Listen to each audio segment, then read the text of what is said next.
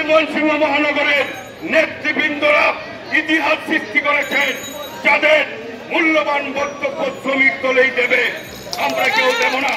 আমি মনে করি প্রত্যেকটি কাজে আমরা কাউকে পছন্দ করি আর না করি, দেশের স্বার্থে, সমাজের স্বার্থে শ্রমিক শ্রেণী এবং ছাত্র সমাজ যে কোনো শ্রেণী পেশার আন্দোলনে সবাই মিলে আমরা তারেক রহমানের নেতৃত্বে এই দেশের স্বাধীনতা, সার্বভৌমত্ব, গণতন্ত্র, ভোটের অধিকার ফিরিয়ে না আসা পর্যন্ত আমরা নেতৃত্বের জন্য নয়, জাতির জন্য, প্রত্যেকটি মানুষের জন্য রাজপথে থাকার অঙ্গীকার ব্যক্ত করছি। বন্ধুরা, সিল্কোর সিল্ক অ্যান্ড শাইন, যাতে আছে আর্গান অয়েল ও ওট প্রোটিনের গুডনেস, যা আপনার চুলকে রাখে হেলদি অ্যান্ড শাইনিং। আমি শুধু বলতে চাই, আমার এই এলাকায় ময়মনসিংহে নয়, শুধু এই জেলায় যে কোনো শ্রমিকদের স্বার্থ রক্ষার জন্য যে কোনো আন্দোলন হবে, ময়মনসিংহ মহানগরের বিভিন্ন অঙ্গ এবং সহযোগী সংগঠনের নেতৃবৃন্দরা আপনাদের পাশে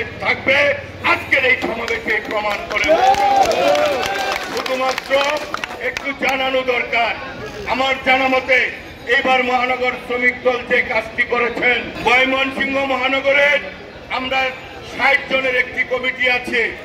আমার জানা মতে অনুপস্থিত যে নেতারাও আছে এই শহরে, তাকেও তাদের দাওয়াতপত্র বাসায় পৌঁছিয়ে দিয়েছে আমার মনে হয়, এবং প্রত্যেক অঙ্গ সংগঠনের শীর্ষস্থানীয় নেতৃবৃন্দদেরকে তারা বলার চেষ্টা করেছে। এটাতেই প্রমাণ হয় আগামী দিনে তারেক রহমানের রাজনীতি হবে প্রাতিষ্ঠানিকভাবে শিক্ষিত, পরীক্ষিত। আমি এই কথা বলছি, যারা জানবে তারাই রাজনীতি করবে, তারাই দেশের জন্য কাজ করবে। বন্ধুরা, আমার বক্তব্য আর দীর্ঘায়িত করতে চাই না।